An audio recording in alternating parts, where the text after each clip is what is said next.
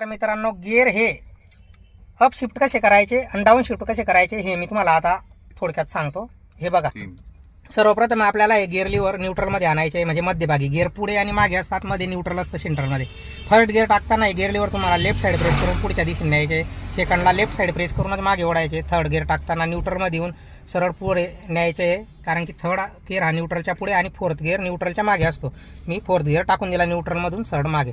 नंतर पाचवा गिअर टाकताना तुम्हाला न्यूट्रलमध्ये यायचे, राईट साईड प्रेस करून पुढच्या दिशेने न्यायचे. नंतर परत पाचव्या गिअरमधून चौथा गिअर टाकताना न्यूट्रल सरळ मागे, फोर्थ न्यूट्रल सरळ पुढे, third neutral left side press करून सरळ मागे सेकंड, नंतर लेफ्ट साईड प्रेस करूनच सरळ पुढे फर्स्ट. त्याच्यानंतर रिवर्स गिअर टाकताना न्यूट्रल मध्ये आणायचे गिअर लिव्हर आणि राईट साईड प्रेस करून मागे ओढून घ्यायचे. असा रिवर्स गिअर पडत असतो, पुन्हा न्यूट्रल. धन्यवाद.